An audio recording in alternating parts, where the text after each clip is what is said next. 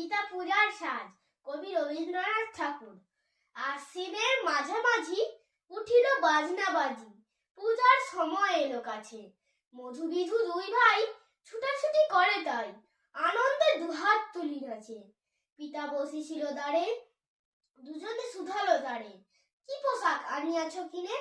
পিতা কহে, আছে আছে তোদের মায়ের কাছে, দেখিতে পাইবি ঠিক দিনে। সবুর সহে না আর, জননীরে বারবার কহে, মাগো ধরি তোর পায়ে। বাবা আমাদের তরে কি কিনে এনেছে ঘরে, একবার দে না মা দেখায়। ব্যস্ত দেখি হাসিয়া মা দুখানি ছিটের জামা, দেখাইল করিয়া আদর। মধু কহে, আর নেই? মা কহিল, আছে এই এক জোড়া ধুতি ও চাদর। রাগিয়া আগুন ছেলে কাপড় ধুলায় ফেলে, কাঁদিয়া কহিল, চাহি না মা, রায়বাবুদের গুপি পেয়েছে জরির টুপি, ফুল কাটা সাটিনের জামা।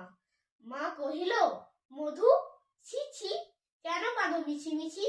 গরিব যে তোমাদের বাপ, এবার হয়নি ধান, কত গেছে লোকসান, পেয়েছেন কত দুঃখ তাপ। তবু দেখো বহু ক্লেশে তোমাদের ভালোবেসে সাধ্যমতো এনেছেন কিনে। সে জিনিস অনাদরে ফেলিলি ধুলির পরে, এই শিক্ষা হলো এতদিনে। বিধু বলে, এ কাপড় পছন্দ হয়েছে মোর, এ জামা পরাস আমারে। মধু শুনে আরো রেগে ঘর ছেড়ে দ্রুত বেগে গেল রায়বাবুদের দ্বারে। সেথা মেলা লোক জড়ো, রায়বাবু ব্যস্ত বড়, দালান সাজাতে গেছে রাত। মধু যাবে এক কোণে, দাঁড়াইল ম্লান মনে, চোখে তার পড়িল হঠাৎ। কাছে ডাকি স্নেহ ভরে, কহেন করুণ স্বরে, তারে দুই বাহুতে বাঁধিয়া, কিরে মধু, হয়েছে কি? তোরে যে শুকনো দেখি।